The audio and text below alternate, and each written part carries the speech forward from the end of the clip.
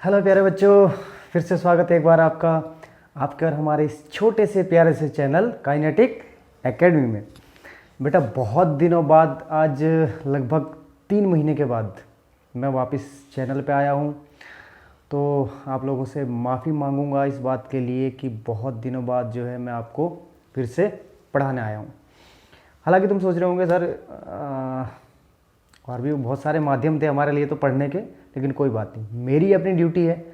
तो 3 महीने के लिए मैं किसी अच्छे से कोर्स पर गया था बाहर, और मैंने कुछ वीडियो रिकॉर्ड करके ले भी गया था, लेकिन वो उतना कर नहीं पाया। थोड़ी थोड़ी वीडियो मैंने डाली।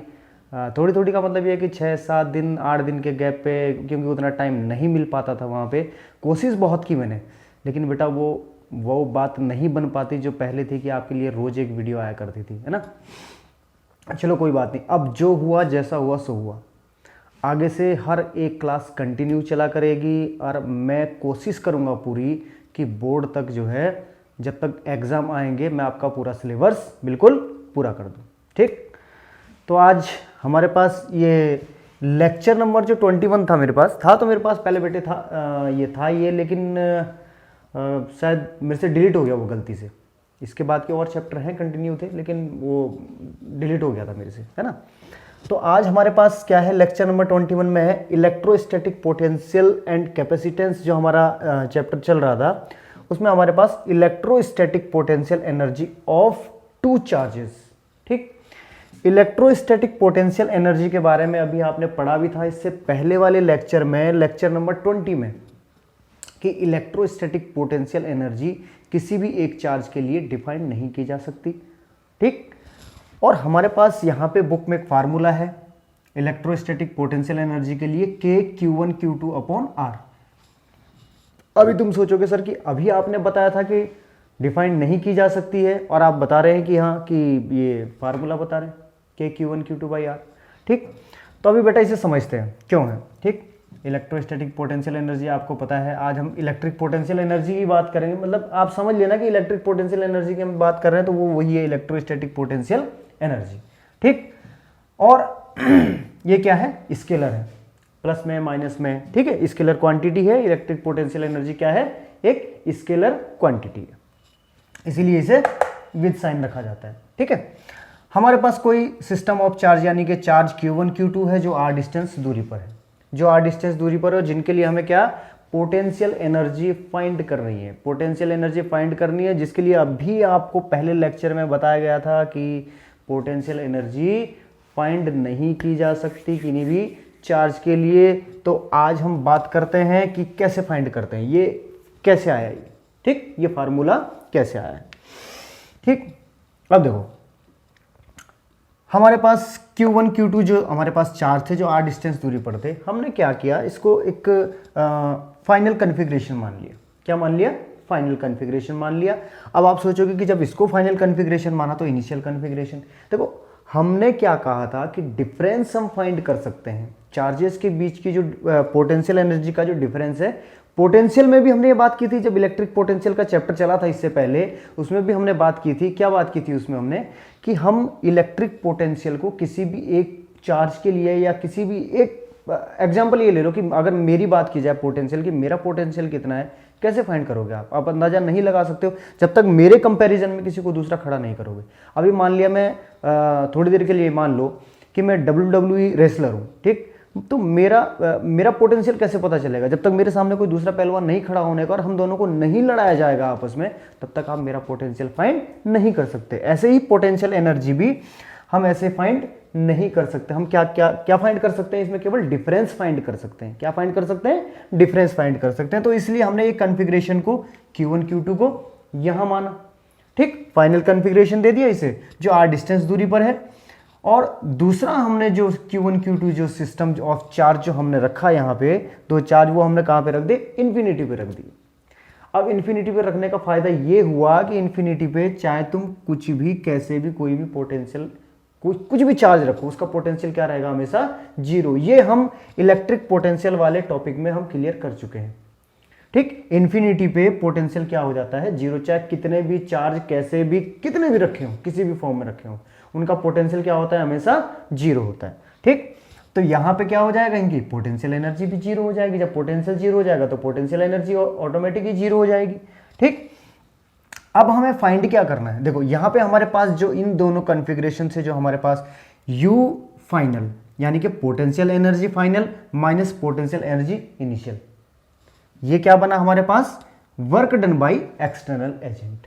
Work done by external agent यानी कि जो हमारी जो पोटेंशियल एनर्जी होती है वो क्या होता है, हमारा किया गया कार्य, इन चार्ज को यहां से यहां तक लाने में जो किया गया कार्य है वो क्या हो जाता है, पोटेंशियल एनर्जी के रूप में हमारे पास स्टोर हो जाता है, पोटेंशियल एनर्जी के फॉर्म में स्टोर हो जाएगा।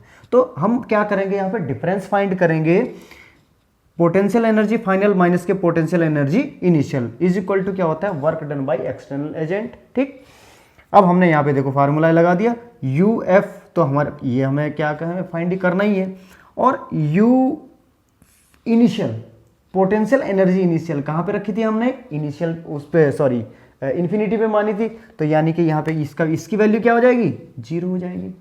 पोटेंशियल एनर्जी इन्फिनिटी पे क्या हो जाएगी, जीरो हो जाएगी। अब हमारे पास जो work done by external agent है, यानी कि एक बार हमने क्या करा, Q1 चार्ज को यहाँ से यहाँ लेके आए, और एक बार दूसरे बार हम क्या किसको लेके आए, Q2 को। दोनों को एक साथ भी ला सकते हैं, लेकिन जो वर्क डन बाय जो एक्सटर्नल एजेंट होगा इसके लिए अलग होगा, इसके लिए अलग होगा, दोनों को क्या कर देंगे, बाद में जोड़ देंगे। अब बात आती है, इतनी बात आपको समझ में आ गई। ठीक, क्या हो जाएगी, electric potential energy is equal to work done by external agent in bringing charge Q1 from infinity to this configuration, from infinity to this configuration, plus work done by external agent Q2। ठीक, अब यहां से Q2 को जो है यहां से यहां लाने में किया गया कार्य, work done by external agent charge bringing charge Q2 from infinity to this configuration. इतनी बात समझ में आ गई। दोनों को क्या करना है, हमें यहाँ पे प्लस करना है, वही हमारा क्या आ जाएगा, इलेक्ट्रिक पोटेंशियल एनर्जी की फॉर्म में आ जाएगा। ठीक, अब यही काम करते हैं। देखो अब Q1 के लिए क्या हो जाएगा, Q1 के लिए हमारे पास वर्क डन कितना हो जाएगा, Q1 को हमने जब यहां से यहां लाया, ठीक, तो यहां से यहां लाने में हमने क्या माना, जब हम ये फार्मूला लगाते हैं, work done U final minus U initial is equal to work done by external agent, तो यहाँ पे हम काइनेटिक एनर्जी को क्या मान लेते हैं, जीरो मान लेते हैं। मान लेते हैं कि कोई भी फ्रिक्शन रास्ते में नहीं था किसी भी प्रकार का। जब किसी भी प्रकार का कोई फ्रिक्शन है ही नहीं, तो ये तो इस पर जरा सा भी हम ऐसे एक ठोकर सी मारेंगे, ये यहाँ से बिल्कुल चालू हो जाएगा, और क्या फ्रिक्शन है ही नहीं, फ्रिक्शन क्या है ही नहीं। तो जब कोई फ्रिक्शन कोई नहीं है, कुछ रेजिस्टेंस नहीं है, तो यहाँ से यहाँ आने में कोई भी कार्य नहीं करना पड़ेगा, एक जरा सा झटका ही तो मारना है यहाँ पे, और यहाँ से इसे जरा सी टक दे से यहाँ पे रोक देना है। ठीक है, यानी कि Q1 को जो है इस यहाँ से और यहाँ लाने में किया गया कार्य, हमें कोई भी कार्य नहीं करना पड़ा। तो ये क्या हो जाएगा, work done by external agent किसमें, Q1 को, in bringing charge Q1 is equal to कितना हो जाएगा, जीरो हो जाएगा। यहाँ पे हमें कोई कार्य नहीं करना पड़ा। Q2 को लाने में अब काम करना पड़ेगा। क्यों काम करना पड़ेगा, अभी तक आपने पढ़ा था कि जब हमारे पास कोई दो सेम चार्ज होते हैं तो क्या करते हैं, एक दूसरे को क्या करते हैं, रिपेल करते हैं, एक दूसरे को धक्का मारते हैं ना, नहीं रह पाते। अब ऑपोजिट चार्ज है, एक प्लस है एक माइनस है, तो दोनों अट्रैक्ट करेंगे, वहां तो कोई दिक्कत ही नहीं है, दोनों प्यार करेंगे आपस में। लेकिन यहाँ पे क्या दिक्कत है, यहाँ पे अगर दोनों सेम चार्ज है, दोनों यदि क्या है, सेम चार्ज है, तो दोनों एक दूसरे को रिपेल करेंगे। प्लस प्लस हो तो भी रिपेल करेंगे। ठीक, यदि प्लस प्लस है, पॉजिटिव पॉजिटिव है, तो भी एक दूसरे को धक्का मारेंगे, इधर को धक्का मारेगा, इधर को धक्का मारेगा। ठीक है, और यदि माइनस माइनस है तो भी क्या करेंगे, आपस में एक दूसरे को रिपेल करेंगे। प्लस माइनस है तो हाँ, तो ये आपस में एक दूसरे को अट्रैक्ट करेंगे। इतनी बात समझ में आ गई। अब यहाँ पे क्या है, यहाँ पे यही दिक्कत है कि यहाँ पे जो हम Q1 चार्ज को लेके आ गए यहाँ से, अब हमने Q1 चार्ज को हम यहाँ से यहाँ लेके आ गए। अब जब Q1 चार्ज यहां से यहां आ गया, जब हम Q2 को यहां से यहां लाएंगे तो Q1 क्या करेगा, इसको धकेलेगा वापस, इसको धकेलेगा वापस। अब इसको धकेलेगा वापस, क्या करेगा, Q1 तो इसको Q2 को इधर की तरफ धकेलेगा ना भाई, ये इसको इधर की तरफ धकेलेगा, ये इसको इधर की तरफ धकेलेगा। अब हम यदि इसको यहां से यहां उठा के ला रहे हैं तो इसका मतलब हमें कार्य करना पड़ेगा। यहाँ तो Q1 में हमें कार्य नहीं करना पड़ेगा, क्योंकि उस समय यहाँ कुछ नहीं था, उस समय यहाँ कुछ नहीं था, कोई चार्ज नहीं था उस समय, तो Q1 को हम इजीली यहाँ लेके आ गए। जब हम Q2 को यहाँ से यहाँ लाएंगे तब हमें कार्य करना पड़ेगा, क्योंकि यहाँ Q1 अवेलेबल है, प्रेजेंट है Q1। ठीक, अब जैसे ही हम Q2 को यहाँ से यहाँ लाएंगे तो Q1 इस पे फोर्स लगाएगा, इस दिशा में कैसा फोर्स लगाएगा आपको पता है, K Q1 Q2 by x square, आपने कूलाम के नियम में पढ़ा है ना। ठीक है, अब x क्या है, x डिस्टेंस है भाई, x डिस्टेंस मान लिया हमने। ठीक है, ये इधर डिस्टेंस मान ली, तो ये वाला अब क्या करना पड़ेगा हमें, देखो यहाँ से यहाँ तक हमें इसे धकेल के लाना पड़ेगा भाई। ठीक है, तो डिस्प्लेसमेंट भी होगा, F इंटू किया गया कार्य कितना होगा, फोर्स इंटू डिस्प्लेसमेंट होगा, F क्या हो जाएगा, K Q1 Q2 by x square, और क्या हो जाएगा, यानी कि इसका हम integration F into F dot D x ऐसे तो निकालते हैं, F डॉट डी एक्स, ये करना पड़ेगा हमें। लिमिट क्या देनी पड़ेगी, इन्फिनिटी टू r डिस्टेंस तक, ऐसे तो करना पड़ेगा। अरे नहीं भाई, ऐसे तो हमें बहुत हार्ड पड़ जाएगा। ठीक है, अभी हमने इससे पहले क्या निकाला था, इससे पहले बेटा हमें इलेक्ट्रिक पोटेंशियल फाइंड किया था, किन्हीं दो पॉइंट के लिए हमने क्या किया था, इलेक्ट्रिक पोटेंशियल फाइंड किया था। वहां भी हम यही करते थे, कैसे, हम एक पॉइंट के लिए वहां भी हम इलेक्ट्रिक पोटेंशियल फाइंड नहीं कर सकते, इलेक्ट्रिक पोटेंशियल डिफरेंस ही फाइंड किया जाता है हमेशा। ठीक है, ऐसे ही यहाँ पर पोटेंशियल एनर्जी क्या फाइंड नहीं कर सकते, केवल पोटेंशियल एनर्जी का डिफरेंस फाइंड कर सकते हैं। तो अब हमें क्या था, Q2 को हम क्या करेंगे, ये हमने यहाँ पे पॉइंट P मान लिया, पॉइंट P मान लिया, वो कहाँ है, Q2 इन्फिनिटी पे है। अब दोनों के बीच का पोटेंशियल के लिए हमारे पास क्या फार्मूला होता था, Vp माइनस की V इन्फिनिटी, पीछे इलेक्ट्रिक पोटेंशियल वाले चैप्टर में जाके देखना आप, वहाँ पे फार्मूला होगा Vp माइनस की V infinity is equal to work done by external agent, कितना, इन्फिनिटी से P तक के लिए, और अपॉन मैग्नीट्यूड ऑफ चार्ज, कौन सा चार्ज, किस चार्ज की बात कर रहे हैं हम, चार्ज किसकी, Q2 की, ये ध्यान रखना आप, कहीं Q1 रख दो, Q1 को तो हम ला चुके हैं, वहां तो कोई कार्य करने की जरूरत नहीं पड़ी। ठीक है, तो यहां से इस चार्ज को यहां लाने के लिए हमें जो कार्य करना पड़ेगा, ठीक है, वो हम अब इस फॉर्म में लिखेंगे। ठीक है बेटा, अब हमारे पास देखो ये वैल्यू आ गई Vp माइनस के, ये तो काम करना पड़ेगा। ठीक है, अब Vp की वैल्यू क्या है, Vp की वैल्यू देखो, Vp की वैल्यू क्या है, P पॉइंट पे पोटेंशियल, भाई यहाँ पे पोटेंशियल तब तो रहेगा ही रहेगा ना, अभी Q2 यहाँ नहीं आया, लेकिन उससे पहले पोटेंशियल किसका था, Q1 का पोटेंशियल तो रहेगा ही रहेगा, और Q1 का पोटेंशियल का फार्मूला KQ बाई आर होता है, लेकिन Q1 के कारण इसे Q1 लिखा गया, KQ1 बाई आर, और V इन्फिनिटी क्या हो जाएगा, जीरो हो जाएगा, इन्फिनिटी पे तो पोटेंशियल जीरो होता ही है। ठीक है, इतनी बात समझ में आ गई, is equal to work done by external agent upon magnitude of Q2, charge Q2। ठीक है, अब क्या आ गया, देखो यहां से हमने किसका मान निकाल दिया, work done by external agent. तुम सोचोगे सर हमें मान तो हमें इलेक्ट्रिक पोटेंशियल एनर्जी का चाहिए था, बेटा ये work done by external agent है, यहां से यहां तक लाने में जो किया गया कार्य है, अरे ये कार्य पोटेंशियल एनर्जी के रूप में ही तो स्टोर्ड होगा। Q2 को जब हम यहां से यहां लेके आए तो जो हमें कार्य करना पड़ा वो इलेक्ट्रिक पोटेंशियल एनर्जी के रूप में ही स्टोर हुआ, वही इलेक्ट्रिक पोटेंशियल एनर्जी है। ठीक, तो इस प्रकार हमारे ये फार्मूला आ गया, U इज इक्वल टू क्या आ गया, इसको हमने क्या लिखा फिर, U is equal to K Q1 Q2 by R square, यानी कि electric potential energy of system of charge is क्या है, system of charge is work done by external agent in bringing charge Q1 Q2 from infinity to this configuration। बात समझ में आ गई, electric potential energy of system of charge, electric potential energy of system of charge क्या है, is work done by क्या है, is work done by external agent, ठीक, इन चार्ज क्या हो जाएगा, is equal to work done by external agent in bringing charge Q1 and Q2 from infinity to this configuration, to this point नहीं, point पे नहीं, कॉन्फ़िगरेशन मतलब सजा के रखना, एक कॉन्फ़िगरेशन क्या बोलते हैं विज्ञान के भाषा में, विन्यास यानी कि सजा के रखना है उसे। ठीक है, इसी प्रकार उसे यहाँ से यहाँ लाके सजा के रखना, ऐसे नहीं कि यहाँ से उठा के किसी एक पॉइंट पे लेके आए। ये इलेक्ट्रिक पोटेंशियल एनर्जी की परिभाषा है, इसका अर्थ दिया हुआ है बुक में। ठीक, electric potential energy of system of charge is equal to, system of charge की बात कर रहा हूं मैं, सिस्टम ऑफ चार्ज, दो या दो से अधिक की बात कर रहा हूं, एक चार्ज के लिए इलेक्ट्रिक पोटेंशियल एनर्जी फाइंड कभी की ही नहीं जा सकती। बात समझ में आ गई। System of charge is equal to work done by external agent in bringing charge Q1 and Q2 from infinity to this configuration. वही क्या है, इलेक्ट्रिक पोटेंशियल एनर्जी। बात समझ में आ गई। इसे उतार लीजिए आप, ठीक, जल्दी से उतार लीजिए। इसके बाद सवाल कराते हैं आपको, एक दो सवाल कराते हैं, चैप्टर अच्छी तरह समझ में आ जाएगा।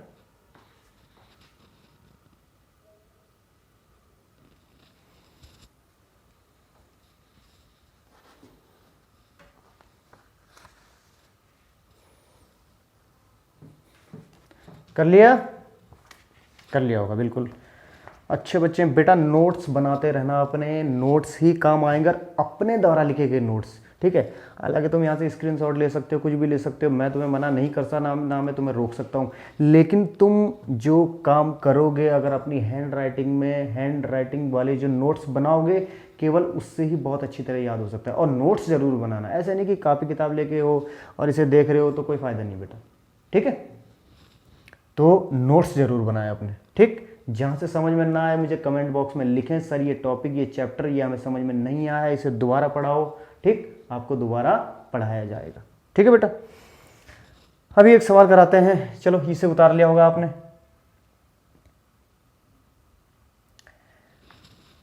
मिटा दें, मिटा दें, उतार लिया होगा, ठीक। अगर नहीं उतारा होगा तो पॉज करके वीडियो देख लेना फिर से दोबारा से, ठीक है।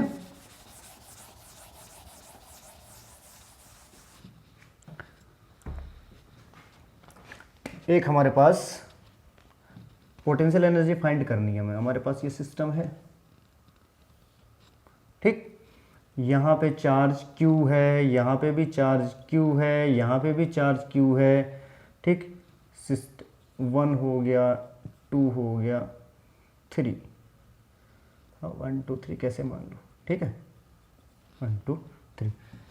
और क्या है, इक्विलेटरल ट्रायंगल है, तीनों साइड क्या है, सेम। यहाँ पे हमने इस सिस्टम के हमने क्या, इलेक्ट्रिक पोटेंशियल एनर्जी फाइंड करनी है। क्वेश्चन, इलेक्ट्रिक पोटेंशियल एनर्जी हमने फाइंड करनी इस सिस्टम के हमने, ठीक है। और इलेक्ट्रिक पोटेंशियल एनर्जी का फार्मूला आप अच्छी तरह जानते हैं, U इज इक्वल टू के, क्या हो जाएगा, Q1 Q2 बटे R, Q1 Q2 बटे R, ठीक है। अब देखो इसमें कितने सिस्टम है बेटा, एक सिस्टम ये है, एक सिस्टम ये है, एक सिस्टम ये है, 3 सिस्टम हो गया ना। कितने सिस्टम है, एक सिस्टम ये है, एक सिस्टम ये, एक सिस्टम ये। अब इसके लिए हम आराम से क्या कर सकते हैं, पोटेंशियल देखो, U12 एक सिस्टम हो गया, U12 plus U23 U23 plus के U31, यही तो हो गया पोटेंशियल एनर्जी, ऐसे तो फाइंड हो गई, ठीक है ना भाई। 3 सिस्टम है तो टोटल पोटेंशियल एनर्जी कितनी होगी, हो जाएगी हमारे पास 3 सिस्टम की, ये हो जाएगी। अब फार्मूला लगा दो, फार्मूला क्या लगाओगे, वही KQ1 Q2 by R square. और हम इसके कैसे लिखेंगे, KQ1 QQ है सारे जगह, Q1 Q2 सारे, K अपॉन में डिस्टेंस कितनी है R, यहाँ पे कितनी है A, K Q dot Q upon A, K Q dot Q upon A, ठीक, is equal to K Q square by A plus के K Q square by A plus के K Q square by A, ठीक। कितना आ जाएगा ये, 3K Q square by, यही तो आएगा। U potential energy of this system, potential energy of this system, ठीक। बात समझ में आ गई, बात समझ में आ जानी चाहिए, ठीक है बेटा। इससे रिलेटेड न्यूमेरिकल और बाकी हम नेक्स्ट लेक्चर में कराएंगे। आज के लिए इतना ही। अब ये लेक्चर बीच में जो है ये टॉपिक छूट गया था, मैंने आपको अभी बताया था वीडियो में पहले, ठीक है। ये डिलीट हो गया था मुझसे, वो बाय मिस्टेक डिलीट हो गया था, वरना अभी आपकी वीडियो कंटिन्यू चलती रहती। मैं बहुत सारी वीडियो आपके लिए रिकॉर्ड करके ले गया था यहाँ से पहले से ही, कि अगर मुझे टाइम मिलेगा वहाँ तो मैं वीडियो उस पर पोस्ट करता रहूँगा। लेकिन जो है गलती से ये वाली जो है डिलीट हो गई, तो आगे की वो फिर मैंने पोस्ट नहीं की, ठीक है बेटा, तब तक के लिए चलते हैं। अब दूसरे दिन मिलेंगे नई वीडियो में एक नए जोश के साथ, और आप अपनी मेहनत करते रहें, नोट्स बनाते रहें और अच्छे से पढ़ते रहें, क्योंकि अब एग्ज़ाम ज़्यादा दूर नहीं। और इस बार इस गलत फहमी में मत रहना कि एग्ज़ाम नहीं होंगे। ठीक है, तब तक के लिए टेक केयर, बाय बाय।